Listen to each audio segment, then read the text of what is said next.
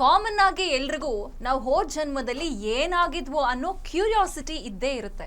ಅದರಲ್ಲೂ ನಮ್ಮ ಅಥವಾ ನಿಮ್ಮ ಫ್ರೆಂಡ್ಸ್ ಮಾತನಾಡುವಾಗ ನೀನು ಹೋದ ಜನ್ಮದಲ್ಲಿ ನಾಯಿ ಆಗಿದ್ಯಾ, ಬೆಕ್ಕಾಗಿದ್ಯಾ, ದೊಡ್ಡ ಕಿಂಗ್ ಆಗಿದ್ಯಾ ಅನ್ನೋ ಕ್ವೆಶ್ಚನ್ ಬಂದೇ ಬರುತ್ತೆ. ಇನ್ನು ಕೆಲವೊಮ್ಮೆ ಕೆಲವರ ಬಿಹೇವಿಯರ್ ಕೂಡ ಎಲ್ಲೋ ಒಂದು ಕಡೆ ಹಾಗೆ ಇರುತ್ತೆ. ಹಾಗಾದರೆ ಹೋದ ಜನ್ಮದಲ್ಲಿ ನಾನು ಏನಾಗಿದ್ದೆ, ನೀವೇನಾಗಿದ್ರಿ ಅನ್ನೋದನ್ನ ಹುಡುಕ್ತಾ ಹೋದಾಗ ನಮಗೆ ಸರಿಯಾದ ಉತ್ತರನೇ ಸಿಗೋದಿಲ್ಲ. ಆದರೆ ಹೋದ ಜನ್ಮ ಪುನರ್ಜನ್ಮ ಅನ್ನೋದನ್ನ ಕೆಲವರು ನಂಬೋದೂ ಇಲ್ಲ. ಆದರೂ ಕೆಲವೊಮ್ಮೆ ಕೆಲವರ ವರ್ತನೆಗಳು ನೋಡಿದಾಗ ಅಚ್ಚರಿ ಅಂತೂ ಆಗೇ ಆಗುತ್ತೆ. ಇದೆಲ್ಲದರ ಜೊತೆ ಒಬ್ಬ ವ್ಯಕ್ತಿಯ ಮಾನಸಿಕ ಅಥವಾ ದೈಹಿಕ ಸಮಸ್ಯೆಗಳಿಗೆ ಸೈಂಟಿಫಿಕ್ ಆಗಿ ಪ್ರೂಫ್ ಹುಡುಕ್ತಾ ಪರಿಹಾರ ಕೂಡ ಕೊಡೋ ಪರಿಣಿತಿ ಹೊಂದಿರೋ ವಿಶೇಷ ವ್ಯಕ್ತಿ ಇದೀಗ ನನ್ನ ಜೊತೆ ಇದ್ದಾರೆ. ಇವರು ಪಾಸ್ಟ್ ಲೈಫ್ ರಿಗ್ರೆಷನ್ ಅಲ್ಲಿ ಪರಿಣಿತಿ ಹೊಂದಿದ್ದಾರೆ. ನನ್ನ ಜೊತೆ ಇದ್ದಾರೆ ನಾಗೇಂದ್ರ ಕುಮಾರ್. ನಾನು ಅವ್ರನ್ನ ಮಾತಾಡಿಸ್ತಾ ಹೋಗ್ತೀನಿ. ಪಾಸ್ಟ್ ಲೈಫ್ ರಿಗ್ರೆಷನ್ ಅಂದ್ರೆ ಏನು? ಪಾಸ್ಟ್ ಲೈಫ್ ರಿಗ್ರೆಷನ್ ಅಂದರೆ ಪ್ರೆಸೆಂಟ್ ಲೈಫಲ್ಲಿ ಏನೇ ತೊಂದರೆಗಳಿದ್ರು ಅದಕ್ಕೆ ನಾವು ಆನ್ಸರೇ ಕಂಡುಕೊಳ್ಳೋಕೆ ಆಗದೆ ಇದ್ದಾಗ ಅದು ಯಾವ ಜನ್ಮದಲ್ಲಿದೆ, ಯಾವ ಜನ್ಮದಿಂದ ಬರ್ತಾ ಇದೆ ಅಂತ ಅದರ ಮೂಲನ ತಿಳ್ಕೊಂಡು ಸರಿಪಡಿಸ್ಕೊಳ್ಳೋದೇ ಪಾಸ್ಟ್ ಲೈಫ್ ರಿಗ್ರೆಷನ್ ಥೆರಪಿ. ಅಂದ್ರೆ ಇದನ್ನ ಇನ್ನ ವಿಸ್ತಾರವಾಗಿ ಹೇಳೋದಾದ್ರೆ, ಇನ್ನ ಕಾಮನ್ ಲ್ಯಾಂಗ್ವೇಜ್ ಅಲ್ಲಿ ಹೇಳೋದಾದ್ರೆ ಯಾವ ತರ ಹೇಳ್ತೀರಾ ಪಾಸ್ಟ್ ಲೈಫ್ ರಿಗ್ರೆಷನ್ ಅನ್ನೋದನ್ನ? ಈಗ ಸುಮಾರು ತೊಂದರೆಗಳು ಎಲ್ಲರಿಗೂ ಬರ್ತಾನೆ ಇರುತ್ತೆ. ಆದರೆ ಕೆಲವು ಅವು ನಮ್ಮ ಜೀವನ ಮೇಲೆ ಯಾವ ಪರಿಣಾಮನೂ ಬೀರೋದಿಲ್ಲ. ಆದರೆ ಕೆಲವು ನಾವು ತಡ್ಕೊಳ್ಳೋಕ್ಕಾಗಲ್ಲ. ಅಂಥವನ್ನ ಸರಿಪಡಿಸ್ಕೊಳ್ಳೋಕ್ಕೆ ನಾವು ಸುಮಾರು ಥರ ಆನ್ಸರ್ಸ್ ಹುಡುಕ್ತಾ ಇರ್ತೀವಿ. ಆದರೆ ಎಲ್ಲೂ ನಮಗೆ ಅದರ ಪರಿಹಾರ ಸಿಗೋದೇ ಇಲ್ಲ. ಯಾಕೆ ಅಂದರೆ ಅವೆಲ್ಲ ನಮ್ಮ ಹಿಂದಿನ ಜನ್ಮದ ಆ್ಯಕ್ಷನ್ಸ್ ಮೇಲೆ ಡಿಪೆಂಡ್ ಆಗಿರುತ್ತೆ. ಅದರಿಂದ ನಮಗೆ ಇಲ್ಲಿ ಆ ತೊಂದರೆಗಳಾಗ್ತಾ ಇರುತ್ತೆ. ಸೊ ಅದನ್ನು ಕಂಡು ಹಿಡ್ಕೊಳ್ಳೋದಕ್ಕೆ ನಾವು ಪಾಸ್ಟ್ ಲೈಫ್ ರಿಗ್ರೆಷನ್ ಥೆರಪಿಯಲ್ಲಿ ಅದ್ರ ಮೂಲಕ್ಕೆ ಹೋಗಿ ಅದನ್ನು ಸರಿ ಮಾಡ್ಕೋಬೋದು. ಯಾವ ಜನ್ಮದಲ್ಲಿ ಏನಾಗಿತ್ತು, ಅಲ್ಲಿಂದ ಇಲ್ಲಿಗೆ ಯಾಕೆ ಈ ಥರ ಆಗ್ತಾ ಇದೆ ಅಂತ. ಈಗ ಒಬ್ಬರನ್ನ ನೀವು ಪಾಸ್ಟ್ ಲೈಫ್ಗೆ ಕರ್ಕೊಂಡು ಹೋಗಬೇಕು ಅಂತಂದ್ರೆ ಸಿಂಪಲ್ ಆಗಿ ಪ್ರೊಸೀಜರ್ ಏನು ಮಾಡ್ತೀರಾ ನೀವು? ಇದು ಸಿಂಪಲ್ ಪ್ರೊಸೀಜರ್. ಮೊದಲು ದೇಹದ ಎಲ್ಲ ಭಾಗಗಳನ್ನು ರಿಲ್ಯಾಕ್ಸ್ ಮಾಡೋದು, ನಂತರ ಅವ್ರ ಮನಸ್ಸನ್ನು ರಿಲ್ಯಾಕ್ಸ್ ಮಾಡೋದು. ಅದಕ್ಕೆ ನಮ್ಮದು ಒಂದು ಪ್ರೊಸೀಜರ್ ಇದೆ. ಆ ಪ್ರೊಸೀಜರ್ ಮುಖಾಂತರ ಅವ್ರಿಗೆ ಫಸ್ಟು ದೇಹನ ರಿಲ್ಯಾಕ್ಸ್ ಮಾಡಿಸಿ ನಂತರ ಅವರ ಮನಸ್ಸನ್ನು ರಿಲ್ಯಾಕ್ಸ್ ಮಾಡಿಸ್ತೀವಿ. ಆಗ ಅವರ ಕಾನ್ಷಿಯಸ್ ಮೈಂಡ್, ಚೇತನ ಮನಸ್ಸು ಮಲಗುತ್ತೆ. ಆವಾಗ ಸಬ್ ಕಾನ್ಷಿಯಸ್ ಮೈಂಡು ಆ್ಯಕ್ಟಿವೇಟ್ ಆಗುತ್ತೆ. ಸೊ ಆಗ ನಾವು ಏನೇ ಕೇಳಿದ್ರು ಅದರ ಮೂಲ, ಅದರ ತೊಂದರೆ ಎಲ್ಲಿಂದ ಆಗ್ತಾ ಇದೆ, ಈಗ ಪ್ರೆಸೆಂಟ್ ಲೈಫಲ್ಲಿರೋ ಪ್ರಾಬ್ಲಮ್ಮು ಎಲ್ಲಿಂದ ಬರ್ತಾ ಇದೆ, ಅದೆಲ್ಲ ಆಟೋಮೆಟಿಕ್ಕಾಗಿ ಸುಪ್ತ ಮನಸ್ಸಿಂದ ಆಚೆ ಬರುತ್ತೆ. ಜನರಲಾಗಿ ಯಾರು ಸೆಷನ್ಸ್ಗೆ ಬರ್ತಾರೆ ನಾವು ಅವ್ರನ್ನ ಡೀಪ್ ರಿಲ್ಯಾಕ್ಸ್ ಸ್ಟೇಟಿಗೆ ಕರ್ಕೊಂಡು ಹೋಗ್ತೀವಿ, ಆರೆ ಪ್ರಜ್ಞಾವಸ್ಥೆಗೆ. ಆಗ ಸುಪ್ತ ಮನಸ್ಸಿನಲ್ಲಿರುವ ಎಲ್ಲ ಹಳೆಯ ಮೆಮೊರಿಗಳು, ಜ್ಞಾಪಕಗಳೆಲ್ಲ ಆಚೆ ಬರುತ್ತೆ. ಹಂಗಾಗಿ ನಾವು ಫಿಸಿಕಲ್ ಆಗಿ ಎಲ್ಲೂ ಹೋಗಲ್ಲ. ನಮ್ಮ ಆತ್ಮ ಆಗಲಿ ಮನಸ್ಸು ಎಲ್ಲ ಇಲ್ಲೇ ಇರುತ್ತೆ. ನಾವು ಜಸ್ಟ್ ಅಲ್ಲಿರೋ ಮೆಮೊರೀಸ್ನ ರೀಕಾಲ್ ಮಾಡ್ತೀವಿ. ರೀಕಾಲ್ ಮಾಡಿದಾಗ ಅವ್ರಿಗೆ ಅಲ್ಲೆಲ್ಲ ನಡೆಯೋ ಘಟನೆಗಳು ಕೆಲವ್ರು ನೋಡ್ತಾರೆ, ಕೆಲವ್ರು ಕೇಳ್ತಾರೆ, ಅಲ್ಲಿನ ಕಾನ್ವರ್ಸೇಷನ್ಸು ಕೇಳಿಸುತ್ತೆ. ಇನ್ನು ಕೆಲವರಿಗೆ ಅದು ಜ್ಞಾಪಕದಲ್ಲೇ ಬರ್ತಾ ಇರುತ್ತೆ, ಒಂದು ಯೋಚನೆಯ ಥರ, ಈ ಥರ ನಡೆದಿರ್ಬೋದು, ಹಿಂಗಾಗಿದೆ, ನನಗೆ ಹಿಂಗೆ ಅನ್ನಿಸ್ತಾ ಇದೆ. ಸೊ ಈ ಥರ ಅವ್ರಿಗೆ ಇನ್ಫಾರ್ಮೇಷನ್ ಬರುತ್ತೆ. ಅದೆಲ್ಲ ಹೇಳಿದ ಮೇಲೆ ಕೆಲವರು ಅವ್ರಿಗೆ ಕ್ಯೂರಿಯಾಸಿಟಿ, ಕುತೂಹಲ, ನಾನು ಹೇಳಿದ ನಿಜಾನಾ, ನನ್ನ ಮನಸ್ಸೇ ಇದನ್ನೇನಾದರೂ ಸೃಷ್ಟಿ ಮಾಡ್ತಾ, ಹೆಂಗೆ ತಿಳ್ಕೊಳ್ಳೋದು ಅಂತ ಅವರು ಗೂಗಲಲ್ಲಿ ಹೋಗಿ ರಿಸರ್ಚ್ ಅವರು ಸ್ವಂತವಾಗಿ ಮಾಡ್ಕೊತಾರೆ. ಹಂಗಾಗಿ ಕೆಲವ್ರದ್ದು ಗೂಗಲಲ್ಲೂ ಸಿಗುತ್ತೆ ಅವ್ರು ಹೇಳಿದ್ದು. ಅಲ್ಲಿವರೆಗೂ ಅವ್ರಿಗೆ ಗೊತ್ತಿರಲ್ಲ, ಅವ್ರು ಏನು ಮಾತಾಡಿದ್ರು ಆ ಹಿಸ್ಟ್ರಿ ಬಗ್ಗೆ ಅವ್ರಿಗೇನು ಗೊತ್ತಿರಲ್ಲ. ಆದರೆ ಆ ಸೆಷನಲ್ಲಿ ಎಲ್ಲ ಮಾತಾಡ್ತಾರೆ, ಹಿಸ್ಟಾರಿಕಲ್ ಮೂಮೆಂಟಲ್ಲಿ ನಡೆದಿರೋದು. ಅದು ಇಲ್ಲಿ ಗೂಗಲಲ್ಲೂ ಮ್ಯಾಚ್ ಆದಾಗ ಅವ್ರಿಗೆ ಒಂದು ಕಾನ್ಫಿಡೆನ್ಸು, ಸ್ಯಾಟಿಸ್ಫ್ಯಾಕ್ಷನ್ ಬರುತ್ತೆ. ಆದರೆ ನಮಗೆ ಈ ಸ್ಟೋರಿ ವ್ಯಾಲಿಡೇಟ್ ಮಾಡಿ ನಮಗೇನು ಬೇಕಾಗಿಲ್ಲ. ನಾವು ನೋಡೋದು ಹೀಲಿಂಗ್ ಆಗ್ತಾ ಇದೆಯಾ, ಅವ್ರಿಗೆ ಒಳ್ಳೇದಾಗ್ತಾ ಇದೆಯಾ ಇಲ್ಲೋ ಅಷ್ಟೇ. ಸೊ ನಮಗೆ ಬೇಕಾಗಿರೋದು ಪರಿಹಾರ. ಸೊ ಸ್ಟೋರಿ ಕಟ್ಕೊಂಡು ನಮಗೇನು ಬೇಕಾಗಿಲ್ಲ, ಅದು ಕ್ರಿಯೇಟೆಡೇ ಆಗಿರಲಿ ಇಲ್ಲ ನಿಜಾನೇ ಆಗಿರಲಿ. ಪರಿಹಾರ ಬೇಕಾಗಿರೋದ್ರಿಂದ ಇದುವರೆಗೂ ನೂರಾರು ಜನರಿಗೆ ಬೇರೆ ಎಲ್ಲೂ ಸಿಗದೇ ಇರೋಂಥ ಉತ್ತರ ನಮ್ಮ ಥೆರಪಿಗಳಿಂದ ಸಿಗ್ತಾ ಇದೆ. ಎಷ್ಟೋ ಜನ brain tumour, cancer, severe back pains, unresolved issues, ಬೇರೆ ಎಲ್ಲೂ ಅದಕ್ಕೆ ಉತ್ತರ ಸಿಗದೇ ಇರೋಂಥ ತೊಂದರೆಗಳು ಈ ಥೆರಪಿಯಲ್ಲಿ ಸಾಲ್ವ್ ಆಗ್ತಾ ಇದೆ. ಈಗ ಪುರಾಣಗಳಲ್ಲಿರಬಹುದು ಅಥವಾ ಚರಿತ್ರೆಗಳಲ್ಲಿರ್ಬೋದು ನಾವು ಇದನ್ನೆಲ್ಲ ಕೇಳಿದ್ದೀವಿ, ಹಿಂದಿನ ಜನ್ಮದ್ದು ಅಂತ ಕೇಳಿದ್ದೀವಿ. ಆದರೆ ಇವಾಗಿನ ಜೆನ್ಜಿ ಜನ್ರೇಷನ್ ಅವರು, ನನ್ನಂಥವರು ಕೂಡ ನಂಬೋದಕ್ಕೆ ಅಷ್ಟು ಈಸಿ ಇಲ್ಲ. ನಾವೇನೋ ಹಳೆ ಜನ್ಮದಲ್ಲಿ ಹೋಗಿದ್ದನ್ನು ನೆನಪಿಸ್ಕೊಳ್ಳೋದಂತೆ, ಈ ಜನ್ಮದಲ್ಲಿ ಅದನ್ನು ಕ್ಯೂರ್ ಮಾಡ್ಕೊಳ್ಳೋದಂತೆ, ಅವೆಲ್ಲ ನಾವು ನಂಬಲಿಕ್ಕೆ ಕೆಲವೊಂದಷ್ಟು ಅಸಾಧ್ಯವಾದಂಥದ್ದು. ನಂಬಿಕೆ ಬರುವಂಥದ್ದು ನೀವು ಹೇಳೋದಾದರೆ, ಈಗಿನ ಜನ್ರೇಷನ್ ಅವರಿಗೆ ಹೇಳೋದಾದರೆ, ಹೌದಪ್ಪ ನೀನು ಇದನ್ನು ಬಂದು ನೋಡಿದ್ರೆ ನಿನಗೆ ಎಷ್ಟೋ ಸಮಸ್ಯೆಗಳಿಗೆ ಪರಿಹಾರ ಇದೆ ಅನ್ನೋದಾದರೆ ನಿಮ್ಮೊಂದು ವ್ಯಾಲಿಡ್ ಪಾಯಿಂಟ್ ಹೇಳಿ. ಈ ಜನರಲಾಗಿ ಯಾವ ಬೇಸ್ ಮೇಲೆ ಎಲ್ಲರೂ ಇಲ್ಲಿ ಜನ್ಮ ಎತ್ತೀವಿ? ಇವಾಗ ಹುಟ್ಟಿದ ತಕ್ಷಣವೇ ಒಂದು ಕೆಲವು ಮಕ್ಕಳಿಗೆ ಏನೇನೋ ತೊಂದರೆಗಳಿರುತ್ತೆ. ಆ ಮಗು ಇನ್ನೂ ಏನೂ ಮಾಡೇ ಇಲ್ಲ, ಅದು ಯಾವ ಆಧಾರದ ಮೇಲೆ ಆ ಥರ ತೊಂದರೆಗಳು ತಗೊಂಡು ಬಂದಿದೆ? ಹೆಲ್ತ್ ಇಶ್ಯೂ ಆಗಲಿ ಮತ್ತೇನೇ ಆಗಲಿ. ಸೊ ಅದಕ್ಕೆಲ್ಲ ಕಾರಣ ಹಳೆಯ ಜನ್ಮದ ನಮ್ಮ ಪ್ರಭಾವ. ನಾವೇನಲ್ಲಿ ಮಾಡಿರ್ತೀವಿ ಅದ್ರ ಪ್ರಕಾರ ಇಲ್ಲಿ ಜನ್ಮ ತಗೊತೀವಿ. ಸೊ ಅದನ್ನು ತಿದ್ದುಕೋಬೇಕಂದ್ರೇ ನಾವು ಈ ಜನ್ಮದಲ್ಲಿ ಮಾಡೋದ್ರಿಂದನೇ ಅದು ಕೆಲವು ಸಲ ಸರಿ ಹೋಗಲ್ಲ. ನಾವೇನೋ ಒಂದು ಪಾಠ ಕಲಿಯೋಕೆ ಬಂದಿರ್ತೀವಿ, ಆ ಪಾಠ ಕಲಿಯೋವರೆಗೂ ಅದು ರಿಪೀಟ್ ಆಗ್ತಾ ಇರುತ್ತೆ, ಆ ಸಿಚುವೇಶನ್ಸು ಅವೆಲ್ಲ ರಿಪೀಟ್ ಆಗ್ತಾ ಇರುತ್ತೆ. ಸೊ ಆ ಪಾಠ ಏನು ಅಂತ ತಿಳ್ಕೊಳ್ಳೋಕ್ಕೆ ಇದನ್ನು ನಾವು ಸಬ್ಕಾನ್ಷಿಯಸ್ ಮೆಮೊರಿನ ಆಚೆ ತೆಗಿಬೇಕಾಗುತ್ತೆ. ಆವಾಗ ಪಾಸ್ಟ್ ಲೈಫ್ ರಿಗ್ರೆಷನ್ ಥೆರಪಿ ಮಾಡಿ, ಆ ಥೆರಪಿ ಮುಖಾಂತರ ಯಾಕೆ ಈ ತೊಂದರೆ ಬರ್ತಾ ಇದೆ, ನಾವು ಏನೇ ಮಾಡಿದ್ರೂ ಯಾಕೆ ಇದು ರಿಸಾಲ್ವ್ ಆಗ್ತಾ ಇಲ್ಲ ಅಂದಾಗ ನಾವು ಈ ಸೆಷನ್ಸ್ ಮಾಡಬೇಕಾಗತ್ತೆ. ಈವನ್ 1926ರಲ್ಲಿ ಶಾಂತಿ ದೇವಿ ಅನ್ನೋರ ಕೇಸು ತುಂಬಾ ಹೈಲೈಟ್ ಆಗುತ್ತೆ. ಆವಾಗ ಗಾಂಧೀಜಿ ಅವರೇ ಒಂದು ಕಮಿಟಿನೂ ನೇಮಿಸ್ತಾರೆ. ಇದು ನಿಜಾನಾ? ಯಾವ ಇಸ್ವಿ ಇದು? 1926ರಲ್ಲಿ ಶಾಂತಿ ದೇವಿ ಅನ್ನೋರ ಒಂದು ಘಟನೆ ಇದು. ಅವ್ರಿಗೂ ಚಿಕ್ಕ ವಯಸ್ಸಲ್ಲೇ ಸ್ವಾಭಾವಿಕವಾಗಿ ಅವರ ಹಿಂದಿನ ಜನ್ಮದ ಸ್ಮೃತಿಗಳು ಜ್ಞಾಪಕ ಬರ್ತಾ ಇರುತ್ತೆ. ಹಂಗಾಗಿ ಅವರು ಅದನ್ನ ಎಲ್ಲ ರಿಸರ್ಚ್ ಮಾಡಿಸಿ ತಿಳ್ಕೊತಾರೆ, ಹೌದು ನಿಜ ಅಂತಾನು ಗೊತ್ತಾಗುತ್ತೆ. ಕೆಲವರಿಗೆ ಇದು ಸ್ವಾಭಾವಿಕವಾಗೇ ಬರುತ್ತೆ, ಆದರೆ ಕೆಲವರಿಗೆ ಈ ಥೆರಪಿ ಮುಖಾಂತರ ನಾವು ಆಕ್ಸೆಸ್ ಮಾಡ್ಕೋಬೋದು ನಮ್ಮ ಹಿಂದಿನ ಜನ್ಮದ ಘಟನೆಗಳನ್ನು.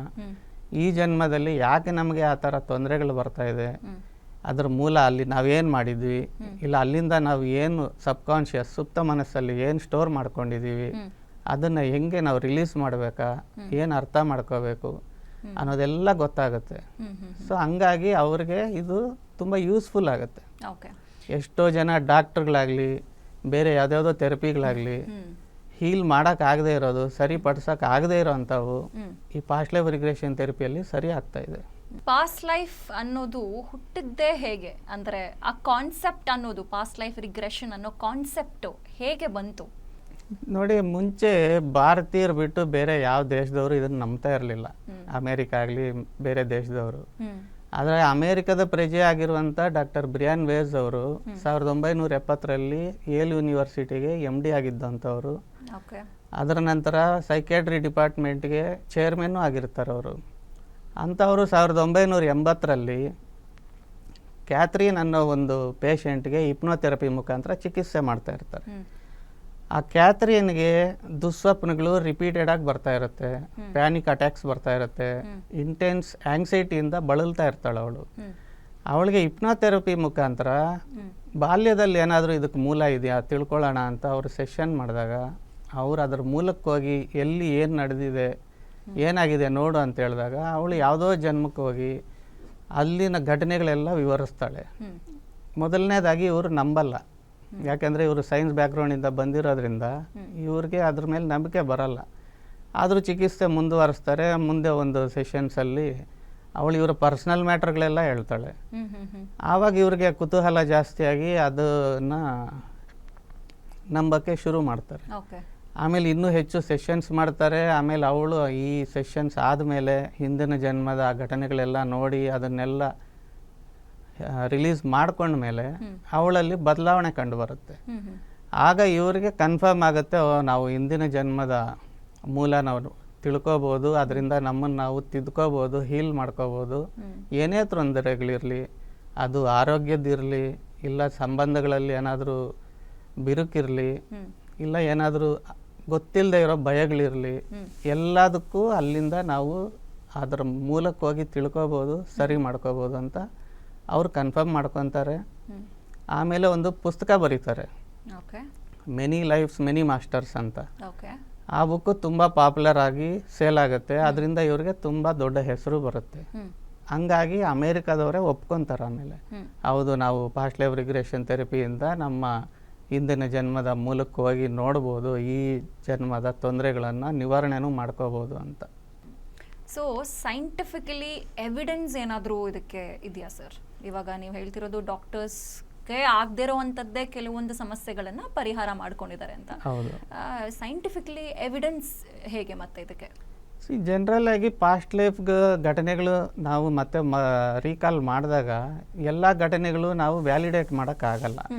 ಆದರೆ ಕೆಲವು ಸಲ ಯಾರಾದರೂ ತಮ್ಮ ಹಿಂದಿನ ಜನ್ಮದ ಘಟನೆಗಳನ್ನು ಹೇಳೋವಾಗ ಅವರು ಇದ್ದಂಥ ಆ ಜನ್ಮ ಯಾವುದಾದ್ರೂ ಒಂದು ಹಿಸ್ಟಾರಿಕಲ್ ಮೂಮೆಂಟಲ್ಲಿ ಆಗಿದ್ದರೆ, ವರ್ಲ್ಡ್ ವಾರ್ ಆಗಲಿ ಇಲ್ಲ ಯಾವುದೋ ಒಂದು ರಾಜರ ಕಾಲದಲ್ಲಿ ನಡೆದಿರೋ ಘಟನೆಗಳಾಗಿರಲಿ, ಅದೆಲ್ಲ ಹೇಳಿದ್ಮೇಲೆ ಅವರು ಸೆಷನ್ ಆದಮೇಲೆ ಕೆಲವು ಸಲ ಅವರ ಕ್ಯೂರಿಯಾಸಿಟಿಗೋಸ್ಕರ ಹುಡುಕ್ತಾರೆ. ಅವರೇ ಹೋಗಿ ಗೂಗಲಲ್ಲಿ ಸರ್ಚ್ ಮಾಡ್ತಾರೆ, ನಾನೇನೆಲ್ಲ ಹೇಳಿದೆ ಹಿಸ್ಟ್ರಿ ಅದೆಲ್ಲ ನಿಜಾನಾ ಸುಳ್ಳ ಅಂತ. ಎಷ್ಟೋ ಜನರಿಗೆ ಗೂಗಲಲ್ಲಿ ಸೇಮ್ ಸಿಗುತ್ತೆ. ನಾನು ಹೇಳಿದ್ದೆಲ್ಲ ಇಲ್ಲಿದೆ. ಅದೇ ಈಗ ನಾನು ಹೇಳ್ದಂಗೆ ಇವಾಗ ಅಮೇರಿಕದ ಸೈಕ್ಯಾಟ್ರಿ ಡಿಪಾರ್ಟ್ಮೆಂಟ್ಗೆ ಹೆಡ್ ಆಗಿದ್ದಂಥವ್ರು ಡಾಕ್ಟರ್ ಬ್ರಿಯಾನೇಸ್ ಅವರೇ ಇದು ನಿಜ ಅಂತ ಹೇಳಿದ್ಮೇಲೆ ಇನ್ನೂ ನಮಗೆ ಸೈಂಟಿಫಿಕಲ್ ಎವಿಡೆನ್ಸ್ ಏನು ಬೇಕಾಗಿದೆ? ಈಗ ನಿಮ್ಮಲ್ಲಿ ಸುಮಾರು ಜನ ಸೆಷನ್ಸ್ ತಗೊಂಡಿರ್ತಾರೆ, ಕ್ಯೂರ್ ಮಾಡಿ ಆಗಿರೋರು ಕೂಡ ಬಂದು ನಿಮ್ಮ ಹತ್ರ ಹೇಳಿರ್ತಾರೆ ಆಗಿದೆ ಅಥವಾ ಆಗಿಲ್ಲ ಅನ್ನೋದನ್ನು ಹೇಳಿರ್ತಾರೆ. ನೀವು ನನಗೆ ಆ ಥರ ಒಂದು ಎಕ್ಸಾಂಪಲ್ ಹೇಳಿ ಸರ್. ಈ ಥರ ಮುಂಚೆ ಒಬ್ಬರು ಬಂದಿದ್ರು ಅಥವಾ ಅವ್ರು ನನ್ನ ಹತ್ರ ಸೆಷನ್ಸ್ ತೊಗೊಂಡ್ರು, ಆ ಥರ ಯಾವ್ದಾದ್ರು ನಿಮ್ಮ ಎಕ್ಸ್ಪೀರಿಯನ್ಸಿಗೆ ಬಂದಿತ್ತು? ಸುಮಾರು ಇದ್ದಾವೆ ನಮ್ಮ ಹತ್ರ ಈ ಥರ ಕ್ಲೈಂಟ್ಸ್ ಬಂದು, ಸರ್ ನನಗೆ ಈ ಥರ ಸರಿ ಹೋಯ್ತು, ನಾನು ಸುಮಾರು ವರ್ಷದಿಂದ ತೊಂದರೆ ಅನುಭವಿಸ್ತಾ ಇದೆ ಅಂತ. ನೋಡಿ, ಒಬ್ಬರಿಗೆ ಸಿವಿಯರ್ ಬ್ಯಾಕ್ ಪೇಯ್ನ್ ಇತ್ತು, ಅವ್ರಿಗೆ ಒಂದು ಪರ್ಟಿಕ್ಯುಲರ್ ಬೆನ್ನು ಮೂಳೆ ತುಂಬ ನೋವ್ತಾ ಇತ್ತು. ಅದಕ್ಕೆ ಅವ್ರಿಗೆ ಸೆಷನ್ ಮಾಡಿದಾಗ ಅವರು ಬಿಫೋರ್ ಕ್ರೈಸ್ಟ್ 1972 ಅನ್ನೋ ಒಂದು ಇಸ್ವಿಯಲ್ಲಿ ಬ್ಯಾಬಿಲೋನಿಯಲ್ಲಿ ಇದ್ದೀನಿ ನಾನು, ಇಲ್ಲೊಂದು ಬೆಟ್ಟ ಹತ್ತಾ ಇದ್ದೀನಿ, ದೊಡ್ಡ ಒಂದು ಕ್ರಾಸ್ ಎತ್ಕೊಂಡು ಹತ್ತಬೇಕು, ಇದು ನನಗೆ ಪನಿಷ್ಮೆಂಟು. ಆಮೇಲೆ ನಾನು ಮೇಲೋಗಿ ನಿಂತ್ಕೊಂಡೆ, ಇದು ಅವರ ರಾಜ ಅವ್ರಿಗೆ ಒಂದು ಪನಿಷ್ಮೆಂಟ್ ಕೊಟ್ಟಿರ್ತಾರೆ. ಮೇಲೋಗಿ ನಿಲ್ಸಿದ ಮೇಲೆ ಅವರು ಹಿಂದೆಯಿಂದ ಬಂದು ಚಾಕುವಲ್ಲಿ ತಿವಿತಾರೆ ಅವ್ರಿಗೆ. ಅವರು ಆ ಜನ್ಮದಲ್ಲಿ ಎಲ್ಲಿ ಅವ್ರಿಗೆ ತಿವಿದಿದ್ದಾರೆ ಅದೇ ಜಾಗದಲ್ಲಿ ಈ ಜನ್ಮದಲ್ಲಿ ಅವ್ರಿಗೆ ನೋವಿದೆ. ಅಂದ್ರೆ ಅವ್ರು ಹೇಳ್ತಾರ ಈ ಪಾಯಿಂಟ್ ಅಲ್ಲೇ ಚುಚ್ಚಿದ್ರು? ಕರೆಕ್ಟ್, ಎಕ್ಸಾಕ್ಟ್ ಆಗಿ ಎಲ್ಲ ಗೊತ್ತಾಗುತ್ತೆ ಅವ್ರಿಗೆ, ಅಲ್ಲಿ ಏನ್ ನಡೆದಿತ್ತು, ಅದರಿಂದ ಇಲ್ಲಿ ಏನಾಗ್ತಾ ಇದೆ ಅಂತ. ಸೊ ಹಂಗಾಗಿ ಆ ನೋವು ಅವ್ರಿಗೆ ಅಲ್ಲಿ ಶುರುವಾಗಿತ್ತು, ಅದು ಅವರ ಸಬ್ ಕಾನ್ಶಿಯಸ್ ಅಲ್ಲಿ ಸ್ಟೋರ್ ಆಗಿರುತ್ತೆ. ಸೊ ಈ ಜನ್ಮದ ಏನೋ ಒಂದು ಕರ್ಮದ ಪ್ರಭಾವವಾಗಿ ಅದು ಮತ್ತೆ ರಿಪೀಟ್ ಆಗ್ತಾ ಇದೆ ಆ ನೋವು. ಸೊ ಅದು ತಿಳ್ಕೊಂಡು ಅದನ್ನ ಅವರು ಸಬ್ ಕಾನ್ಶಿಯಸ್ ಇಂದ ರಿಲೀಸ್ ಮಾಡಿದ್ಮೇಲೆ ಅವ್ರಿಗೆ ಆ ನೋವು ಕಡಿಮೆ ಆಗ್ತಾ ಹೋಯ್ತು. ಇಸ್ ಇಟ್ ರಿಯಲಿ ಪಾಸಿಬಲ್ ಆ ನೋವುಗಳನ್ನೆಲ್ಲ ಕ್ಯಾರಿ ಮಾಡಿಕೊಂಡು ಇನ್ ನೆಕ್ಸ್ಟ್ ಜನ್ಮಕ್ಕೂ ಅದನ್ನ ತಗೊಂಡ್ಬರೋದು? ನೋಡಿ, ನಮ್ಮ ಪ್ರತಿಯೊಂದು ಜನ್ಮದ ಪ್ರತಿಯೊಂದು ಇನ್ಸಿಡೆಂಟು ನಮ್ಮ ಸಬ್ ಕಾನ್ಶಿಯಸ್ ಮೈಂಡಲ್ಲಿ ಸ್ಟೋರ್ ಆಗಿರುತ್ತೆ. ಸೊ ಹಂಗಾಗಿ ನಾವು ಕ್ಯಾರಿ ಮಾಡೇ ಮಾಡ್ತೀವಿ. ಆದರೆ ಈ ಜನ್ಮಕ್ಕೆ ನಾವು ಏನು ಪಾಠ ತಂದಿದ್ದೀವಿ ಅದರ ಪ್ರಕಾರ ಅದು ರಿಪೀಟ್ ಆಗುತ್ತೆ ಇಲ್ಲಿ. ಸೊ ಅದು ಆ ಪಾಠ ಕಲಿಯೋವರೆಗೂ ಮತ್ತೆ ಮತ್ತೆ ರಿಪೀಟ್ ಆಗುತ್ತೆ. ಒಂದೇ ಜನ್ಮದಲ್ಲೇ ರಿಪೀಟ್ ಆಗ್ಬೋದು, ಇಲ್ಲ ಈ ಜನ್ಮದಲ್ಲಿ ಕಲ್ತಿಲ್ಲ ಅಂದರೆ ಮುಂದಿನ ಜನ್ಮದಲ್ಲಿ ಮತ್ತೆ ರಿಪೀಟ್ ಆಗ್ಬೋದು. ಹೆಂಗೆ ನಾವು ಒಂದು ಕ್ಲಾಸ್ ಫೇಲ್ ಆದರೆ ಮತ್ತೆ ಮತ್ತೆ ಅದೇ ಕ್ಲಾಸೇ ಬರೀಬೇಕು, ಓದಬೇಕು ಪಾಸ್ ಆಗೋವರೆಗೂ. ಅದೇ ಥರ ಇದೂ. ಓಕೆ ಸರ್, ನಿಮ್ಮ ಬಗ್ಗೆ ಹೇಳ್ಕೊಳ್ಳೋದಾದರೆ ಯಾಕೆ ನಿಮಗೆ ಇಂಟ್ರೆಸ್ಟ್ ಬಂದಿತ್ತು? ಇದು ಒಂದು ಕಾನ್ಸೆಪ್ಟನ್ನ ಯಾಕೆ ನೀವು ಚೂಸ್ ಮಾಡ್ಕೊಂಡ್ರಿ? ನೋಡಿ, 2018ರಲ್ಲಿ ನಾನು ನನ್ನ ಒಂದು ಫ್ರೆಂಡ್ ಜೊತೆ ಮಾತಾಡ್ತಾ ಇದ್ದೆ. ಅವನು ಆಸ್ಟ್ರಾಲಜಿ ಕಲಿತಾ ಇದ್ದ. ಆಸ್ಟ್ರಾಲಜಿಯಲ್ಲಿ ಒಂದು ಜಾತಕದ ಪ್ರಕಾರ ಒಂದು ಮನೆಯಲ್ಲಿ ಒಂದು ಗ್ರಹ ಇದೆ, ಈ ಗ್ರಹದ ಪ್ರಭಾವ ಏನು ಅಂತ ಎಲ್ಲರೂ ಹೇಳ್ತಾರೆ, ಜಾತಕ ಗೊತ್ತಿರೋರು. ಅದು ಜನರಲ್ ಆಗಿ ಒಂದು ಗ್ರಹ ಇಂಥ ಮನೆಯಲ್ಲಿ ಇದೆ ಅಂದಾಗ ಅದ್ರ ಪ್ರಭಾವ ಏನು ಎಲ್ಲರೂ ಹೇಳ್ತಾರೆ. ಜನರಲ್ ಆಗಿ ಹೇಳೋದೇನು, ನೀನು ಯಾವುದೋ ಹಿಂದಿನ ಜನ್ಮದಲ್ಲಿ ಏನೋ ಮಾಡಿದ್ಯಾ, ಅದಕ್ಕೆ ಇವಾಗ ಈ ಥರ ನಡೆಯುತ್ತೆ, ಇಂಥ ಗ್ರಹ ಇಂಥ ಮನೆಗೆ ಬಂದಾಗ ನಿನಗೆ ಈ ಥರ ನಡೆಯೋ ಸಾಧ್ಯತೆಗಳಿದೆ ಅಂತ ಹೇಳ್ತಾರೆ. ಆದರೆ ನಾನು ಯಾವ ಜನ್ಮದಲ್ಲಿ ಏನು ಮಾಡಿದೆ ಅಂತ ಹೆಂಗೆ ತಿಳ್ಕೊಳ್ಳೋದು ಅಂತ ನನ್ನ ಸ್ನೇಹಿತ ಅವನು ಒಂದು ರಿಸರ್ಚ್ ಮಾಡಿ ತಿಳ್ಕೊಂಡಾಗ ಅವನಿಗೆ ಈ ಥೆರಪಿ ಗೊತ್ತಾಗುತ್ತೆ. ಪಾಸ್ಟ್ ಲೈಫ್ ರಿಗ್ರೆಷನ್ ಥೆರಪಿಯಲ್ಲಿ ನಾವು ನಮ್ಮ ಅನ್ರಿಸಾಲ್ವ್ಡ್, ನಮಗೆ ಪರಿಹಾರ ಆಗದೇ ಇರೋವಂಥ ತೊಂದರೆಗಳಿಗೆ ಮೂಲ ಎಲ್ಲಿದೆ ಅಂತ ನಾವು ತಿಳ್ಕೊಬೋದು, ಆ ಮೂಲಕ್ಕೆ ಹೋಗಿ ಅದನ್ನು ಸರಿನೂ ಮಾಡ್ಕೋಬೋದು ಅಂತ. ಸೊ ಅದು ಅವನಿಂದ ನನಗೆ ಗೊತ್ತಾಯಿತು. ಆಗ ನಾನು ಇದನ್ನು ಎಲ್ಲಿ ಕಲಿತ್ರೆ ಚೆನ್ನಾಗಿರುತ್ತೆ, ಯಾರು ಕಲಿಸೋರು ಚೆನ್ನಾಗಿದ್ದಾರೆ ಅಂತ ಕೇಳಿದಾಗ ಅವನಿಗೆ ಗೊತ್ತಾಗೋದು ಡಾಕ್ಟರ್ ವೇಣುಮೂರ್ತಿ ಅಂತ ಅಮೇರಿಕನ್ ಸೈಕ್ಯಾಟ್ರಿಸ್ಟ್ ಆದ ಬ್ರಿಯಾನ್ ಬೇಸ್ ಅವ್ರ ಹತ್ರ ಅಮೇರಿಕಾಲಿ ಇವರು ಕಲ್ತಿರ್ತಾರೆ ಇದನ್ನು. ಅವ್ರು ಮತ್ತೆ ಭಾರತಕ್ಕೆ ಹಿಂದಿರುಗಿದಾಗ ಬೆಂಗಳೂರಲ್ಲೇ ಸೆಟ್ಲ್ ಆಗ್ತಾರೆ. ಇಲ್ಲೇ ಅಮರಾಂತೋಸ್ ಅನ್ನೋ ಒಂದು ಫರ್ಮ್ ಸಂಸ್ಥೆಯನ್ನು ಸ್ಥಾಪಿಸಿ ಅಲ್ಲಿ ಅವರು ಎಲ್ಲರನ್ನೂ ಟ್ರೈನಿಂಗ್ ಮಾಡ್ತಾ ಇದ್ದಾರೆ. ಸೊ ಆಗ ನಾನು ನನ್ನ ಸ್ನೇಹಿತ ಇಬ್ಬರು ಅಲ್ಲಿ ಸೇರಿ ಕಲ್ತ್ಕೊಂಡ್ವಿ. ಇದರಿಂದ ಸೈಡ್ ಎಫೆಕ್ಟ್ಸ್ ಏನಾದರೂ ಇದೆಯಾ? ಕೆಲವರಿಗೆ ಈಗ ಪಾಸ್ಟ್ ಲೈಫ್ ಹೋಗ್ಬಿಟ್ಟಿರ್ತೀವಿ ಅಂತ ಅನ್ಕೊಳ್ಳಿ, ಈಗ ಗೊತ್ತೇ ಇಲ್ದಿರೋ ಕೆಲವೊಂದು ವಿಚಾರ ಗೊತ್ತಾಗಬಹುದು ಅವರಿಗೆ. ಅಲ್ಲಿ ನಾವು ಅದಕ್ಕೆ ಅಂತ ಹುಡ್ಕೊಂಡು ಹೋಗಿರಲ್ಲ, ಬಟ್ ಗೊತ್ತಾಗೋಗಿರುತ್ತೆ. ಆವಾಗ ಸುಮಾರು ಜನಕ್ಕೆ ಬೇಸರ ಆಗುತ್ತೆ, ಸುಮಾರು ಜನಕ್ಕೆ ನೋವಾಗುತ್ತೆ. ಈ ಹೇಗೆ ಹೀಲ್ ಮಾಡ್ಕೊತಾರೆ ಅಂಥದ್ದನ್ನೆಲ್ಲ? ಇದರಲ್ಲಿ ಸೈಡ್ ಎಫೆಕ್ಟ್ಸ್ ಕೂಡ ಇದೆಯಾ ಹಾಗಾದರೆ ಏನಾದರೂ? ನೋಡಿ, ಇದರಲ್ಲಿ ಯಾವುದೇ ಥರ ಸೈಡ್ ಎಫೆಕ್ಟ್ಸ್ ಇಲ್ಲ. ಯಾಕೆಂದರೆ ನಾವಿಲ್ಲಿ ಯಾವುದೇ ಥರ ಮೆಡಿಸಿನ್ ಯೂಸ್ ಮಾಡ್ತಾ ಇಲ್ಲ. ಇದು ಒಂದು ಕನಸಿನ ಥರ ಇರುತ್ತೆ. ಒಂದು ಮೆಡಿಟೇಷನ್ ಮಾಡೋವಾಗ ಹೆಂಗೆ ನಮಗೆ ಬೇರೆ ಬೇರೆ ಥರ ಎಕ್ಸ್ಪೀರಿಯನ್ಸಸ್ ಆಗುತ್ತೆ, ಆ ಥರ ಒಂದು ಕನಸಿನ ರೂಪದಲ್ಲಿ ಬರುತ್ತಿದ್ದು. ಅವರು ಹಿಂದಿನ ಜನ್ಮಗಳ ಘಟನೆಗಳನ್ನ ರೀಕಾಲ್ ಮಾಡಿದಾಗ ಹೆಂಗೆ ನಾವು ಕನಸಿಂದ ಎದ್ದರೆ ಹೆಂಗೆ ಆ ಕನಸೆಲ್ಲ ಮರ್ತೋಗ್ತೀವೋ ಆ ಥರ ಕೆಲವರು ಮರ್ತೋಗ್ತಾರೆ.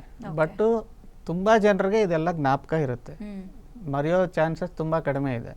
ಆದರೆ ಯಾವುದೇ ಥರ ಸೈಡ್ ಎಫೆಕ್ಟ್ಸ್ ಇರೋದಿಲ್ಲ. ಅವ್ರಿಗೊಂದು ಅವೇರ್ನೆಸ್ ಬರುತ್ತೆ. ಈ ಜನ್ಮದಲ್ಲಿ ನಡೀತಾ ಇರೋ ತೊಂದರೆಗಳ ಮೂಲನೇ ಗೊತ್ತಿರಲ್ಲ, ಕಾರಣನೇ ಗೊತ್ತಿರಲ್ಲ, ಅನುಭವಿಸ್ತಾ ಇರ್ತಾರೆ. ಅಂಥವ್ರಿಗೆ ಅದು ಕಾರಣ ಗೊತ್ತಾದಾಗ ಅವರಲ್ಲೇ ಒಂದು ಅಂಡರ್ಸ್ಟ್ಯಾಂಡಿಂಗ್ ಬರುತ್ತೆ, ತಿದ್ದುಕೊಳ್ತಾರೆ, ಇನ್ನೂ ಒಳ್ಳೆ ಥರ ನಡ್ಕೊಳ್ಳೋಕ್ಕೆ ಪ್ರಯತ್ನ ಪಡ್ತಾರೆ. ಇನ್ನೊಂದು ಯಾವುದಾದ್ರೂ ಒಂದು ಉತ್ತಮವಾದಂತಹ ಪ್ರಾಕ್ಟಿಕಲ್ ಎಕ್ಸಾಂಪಲ್, ಈಗ ನೀವು ಕೆಲವೊಂದು ಮಾನಸಿಕವಾಗಿರುವಂತಹ ತೊಂದರೆಗಳನ್ನು ಹೇಳಿದಿರಿ, ದೈಹಿಕವಾಗಿರೋದ ತೊಂದರೆಗಳನ್ನ ಕೂಡ ಹೇಳಿದ್ದೀರಾ. ಅದು ಹೊರತುಪಡಿಸಿ ಒಂದು ಪೆಕ್ಯೂಲಿಯರ್ ಆಗಿರುವಂತಹದ್ದು ಯಾವುದಾದ್ರೂ ಒಂದು ನಿಮ್ಮ ಎಕ್ಸ್ಪೀರಿಯನ್ಸಿಗೆ ಬಂದಿರುವಂಥದ್ದು ನಿಮ್ಮ ಕ್ಲೈಂಟ್ಗಳಿಂದ? ನೋಡಿ, ಒಬ್ಬರಿಗೆ ಜಾತಕ ತೋರಿಸಿದಾಗ ಅವ್ರಿಗೆ ಮಿಸ್ಕ್ಯಾರೇಜ್ ಆಗುತ್ತೆ ಅಂತ ಹೇಳಿದರು. ಸೊ ಅವ್ರಿಗೆ ಇದನ್ನು ತಿಳ್ಕೋಬೇಕು, ಇದನ್ನು ಪರಿಹಾರ ಮಾಡ್ಕೋಬೋದಾ ಅಂತ ಅವರು ಸೆಷನ್ ಬಂದಿದ್ರು. ಅವ್ರಿಗೊಂದು ಸೆಷನ್ ಮಾಡಿದಾಗ ಅವರು ಹಿಂದಿನ ಜನ್ಮದಲ್ಲಿ ಒಂದು ಮಗುಗೆ ವಾಗ್ದಾನ ಮಾಡ್ತಾರೆ, ನಾನು ನಿನಗೆ ಕಾಪಾಡ್ತೀನಿ, ನಿನ್ನನ್ನು ಕಾಪಾಡ್ತೀನಿ, ನಾನು ನಿನಗಿದ್ದೀನಿ, ಹೆದರ್ಕೋಬೇಡ ಅಂತ. ಆದರೆ ಕೆಲವು ಘಟನೆಗಳ ಪ್ರಭಾವದಿಂದ ಅವರು ಆ ಮಗುನ ಕಾಪಾಡೋಕ್ಕಾಗಲ್ಲ. ಆ ಮಗು ಅವನ ಮುಂದೆನೇ ತೀರೋಗುತ್ತೆ. ಸೊ ಆ ಮಗು ಈ ಜನ್ಮದಲ್ಲಿ ಮತ್ತೆ ಇವನ ಮಗುವಾಗಿ ಬರೋಕ್ಕೆ ಕಾಯ್ತಾ ಇದೆ. ಆ ಮಗು ಬಂದು ಹೊಟ್ಟೆಯಲ್ಲಿದ್ದಾಗ, ಗರ್ಭದಲ್ಲಿದ್ದಾಗ, ಈ ಜನ್ಮದಲ್ಲಿ ಇವನು ನನ್ನನ್ನು ಕಾಪಾಡ್ತಾನೋ ಇಲ್ವೋ, ನಾನು ಜನ್ಮ ಎತ್ತಲೋ ಬೇಡವೋ ಅಂತ ಕನ್ಫ್ಯೂಷನಲ್ಲಿ ವಾಪಸ್ ಹೋಗೋ ಸಾಧ್ಯತೆ ಇತ್ತು. ಸೊ ಆ ಸಾಧ್ಯತೆನ ಮತ್ತೆ ಆ ಮಗುವಿನ ಮನಸ್ಸಿನ ಜೊತೆ ಸಂಧಾನ ಮಾಡಿ ಅದಕ್ಕೆ ಪ್ರಾಮಿಸ್ ಮಾಡಿ, ಈ ಜನ್ಮದಲ್ಲಿ ಖಂಡಿತ ನಾನು ನೆರವೇರಿಸ್ತೀನಿ, ನಿನ್ನನ್ನು ಬಿಡಲ್ಲ, ನಾನು ಕಾಪಾಡ್ತೀನಿ ಅಂತ ವಾಗ್ದಾನ ಮಾಡಿದ್ಮೇಲೆ ಆ ಮಗು ಒಪ್ಕೊಂತು, ಈ ಜನ್ಮದಲ್ಲಿ ನಾನು ಬರ್ತೀನಿ, ಯಾವುದೇ ಕಾರಣಕ್ಕೂ ವಾಪಸ್ ಹೋಗಲ್ಲ ಅಂತ. ಸೊ ಅವ್ರಿಗೆ ಮಿಸ್ಕ್ಯಾರೇಜ್ ಆಗೋದು ತಪ್ಪು. ಓಕೆ ಓಕೆ ಮೋಸ್ಟ್ಲಿ ನೀವು ಹೇಳ್ತಾ ಹೇಳ್ತಾ ನನಗೂ ಕ್ಯೂರಿಯಾಸಿಟಿ ಬಿಲ್ಡ್ ಆಗ್ತಾ ಇದೆ. ಅದನ್ನು ಲೈವ್ ಆಗಿ ನೋಡಬೇಕು ಅನ್ನೋ ಒಂದು ಕುತೂಹಲ ಕೂಡ ಇದೆ. ನನಗೆ ಒಂದು ಲೈವ್ ಸೆಷನ್ ನೀವು ಖಂಡಿತ ಮಾಡೋಣ ಅಂತ ಖಂಡಿತ ಮಾಡೋಣ ಸಂಗತಿ. ನಾನೀಗ 3 to 1 ಕೌಂಟ್ ಮಾಡ್ತೀನಿ. ನನ್ನ ಕೈಯನ್ನು ನೋಡಿ. 3 2 1 ಕಣ್ಮುಚ್ಚಿ. ಈಗ ನೀವು ಡೀಪಾಗಿ ರಿಲ್ಯಾಕ್ಸ್ ಆಗಿದ್ದೀರಾ, ತುಂಬ ಡೀಪಾಗಿ ರಿಲ್ಯಾಕ್ಸ್ ಆಗಿದ್ದೀರಾ. ಈಗ ನಿಮಗೆ ಈ ಜನ್ಮದಲ್ಲಿ ಯಾಕೆ ಹಣ ಕೈಯಲ್ಲಿ ನಿಲ್ತಾ ಇಲ್ಲ ಅದರ ಮೂಲಕ್ಕೆ ಹೋಗ್ತಾ ಇದ್ದೀರಾ ನೋಡಿ. ನಿಧಾನವಾಗಿ ಸುತ್ತಲೂ ಒಂದು ಸಲ ನೋಡಿ, ನಿಮ್ಮನ್ನು ನೀವೇ ಒಂದು ಸಲ ನೋಡ್ಕೊಳ್ಳಿ. ಏನಾಗಿದ್ದೀರಾ ನೀವು, ಹೆಂಗಿದ್ದೀರಾ ನೋಡೋಕ್ಕೆ? ನಾನೊಂದು ಬ್ರಿಟಿಷ್ ಆಫೀಸರ್ ಥರ ಇದ್ದೀನಿ. ಓಕೆ, ಹಾಗೆ ಸುತ್ತಲೂ ನೋಡಿ. ಆ ಜಾಗ ನೋಡಿದ್ರೆ ಯಾವ ದೇಶದ ಥರ ಇದೆ? ಭಾರತ ಥರ ಕಾಣಿಸ್ತಾ ಇದೆ. ನಿಧಾನವಾಗಿ ಹಂಗೆ ನೋಡಿ. ಏನು ಮಾಡ್ತಾಯಿದ್ರಿ ನೀವಲ್ಲಿ? ಟ್ಯಾಕ್ಸ್ ಕಲೆಕ್ಟ್ ಮಾಡೋ ಆಫೀಸರ್. ಓಕೆ, ಈಗ ಈ ಜನ್ಮದಲ್ಲಿ ಯಾಕೆ ನಿಮ್ಮ ಕೈಯಲ್ಲಿ ದುಡ್ಡು ನಿಲ್ತಾ ಇಲ್ಲ? ಆ ಜನ್ಮದಲ್ಲಿ ಎಕ್ಸಾಕ್ಟಾಗಿ ಏನು ನಡೀತು ನೋಡಿ. ನಾನು ಎಲ್ಲರ ಹತ್ರನೂ ಹಣ ಬಲವಂತವಾಗಿ ಕಿತ್ಕೊತಾ ಇದ್ದೆ. ಓಕೆ, ನೋಡಿ ನೀವು ಹಣ ಕಿತ್ಕೊಳ್ತಾ ಇದ್ದೀರಲ್ಲ, ಅವ್ರ ಮುಖ ನೋಡಿ ಒಂದ್ಸಲ. ಅವ್ರು ಏನು ಅನ್ಕೊತಾ ಇದ್ದಾರಲ್ಲಿ? ಅವರು ಶಾಪ್ ಆಗ್ತಾ ಇದ್ದಾರೆ. ಏನಂತ ಶಾಪ ಆಗ್ತಾ ಇದ್ದಾರೆ ಅವರು? ನಮ್ಮ ಹತ್ರ ಹಣ ಬಲವಂತವಾಗಿ ಕಿತ್ಕೊತಾ ಇದೆಯಾ, ನಿನ್ನ ಹತ್ರ ನಿಲ್ಲಬಾರದು ಅಂತ. ಸೊ ಅವರು ಆ ಜನ್ಮದಲ್ಲಿ ಕೊಟ್ಟಿರೋ ಶಾಪ ಈ ಜನ್ಮದಲ್ಲಿ ಯಾವ ಥರ ಅದು ಎಫೆಕ್ಟ್ ಆಗ್ತಾ ಇದೆ? ಅವ್ರು ಕೊಟ್ಟಿರೋ ಶಾಪ ಪ್ರಭಾವವೇ ಈಗ ಅನುಭವಿಸ್ತಾ ಇದ್ದೀನಿ. ಸೊ ಅದನ್ನು ತಡೆಯೋದಕ್ಕೆ ಅವ್ರ ಹತ್ರ ಕ್ಷಮಾಪಣೆ ಕೇಳ್ತೀರಾ? ಕ್ಷಮಾಪಣೆ ಕೇಳ್ತೀನಿ. ಕೇಳಿ ಅವ್ರ ಹತ್ರ, ನಿಮ್ಮನ್ನು ಶಾಪದಿಂದ ಮುಕ್ತ ಮಾಡೋಕ್ಕೆ ಕೇಳಿ, ನಿಮ್ಮ ಮನಸಾರೆ ಕೇಳಿ, ಸಾರಿ ಕೇಳಿ, ಕ್ಷಮಿಸೋಕ್ಕೆ ಕೇಳಿ. ಆ ಜನ್ಮದಲ್ಲಿ ಗೊತ್ತಿದ್ದೋ ಗೊತ್ತಿಲ್ಲದೇನೋ ತಪ್ಪು ಮಾಡಿದೆ, ಈಗ ನನಗೆ ದಾರಿ ಕೊಡಿ, ಕ್ಷಮಿಸಿ ಅಂತ ಬೇಡ್ಕೊಳ್ಳಿ ಅವ್ರ ಹತ್ರ. ಕೇಳಿ ಅವ್ರು ಏನು ರಿಪ್ಲೈ ಕೊಡ್ತಾರೆ ನೋಡಿ. ನೋಡಿ ಈಗ ಅವರು ಕ್ಷಮಿಸಿದಾರಾ? ಏನು ಅನಿಸ್ತಾ ಇದೆ ನಿಮಗೆ? ಏನು ಗೊತ್ತಾಗ್ತಾ ಇದೆ ನೋಡಿ? ಇವಾಗ ಅವರು ಕ್ಷಮಿಸಿದ್ದಾರೆ. Very good. ಅವ್ರಿಗೆ ಇನ್ನೊಂದು ಸಲ ಥ್ಯಾಂಕ್ಸ್ ಹೇಳಿ. ನಿಮ್ಮನ್ನು ಶಾಪದಿಂದ ಮುಕ್ತ ಮಾಡಿದ್ದಕ್ಕೆ ಅವ್ರಿಗೆ ಧನ್ಯವಾದ ಹೇಳಿ. ಧನ್ಯವಾದ. ಓಕೆ, ಈಗ ನಿಧಾನವಾಗಿ ವಾಪಸ್ ಬನ್ನಿ. ನಾನು 1 to 5 ಕೌಂಟ್ ಮಾಡ್ತೀನಿ. 1 2 3 4 5. ತಿರುಮಲ ಅವರೇ, ಇವಾಗ ನಿಮ್ಮನ್ನ ಪಾಸ್ಟ್ ಲೈಫ್ಗೆ ಸರ್ ಕರ್ಕೊಂಡು ಹೋಗಿದ್ರಲ್ವಾ, ನಿಮ್ಗೆ ಅದರ ಅನುಭವ ಹೇಗಿತ್ತು? ಎಲ್ಲಾನು ರಿಯಲ್ ಆಗಿ ಅಡಿತರ ತರ ಅನಿಸ್ತು.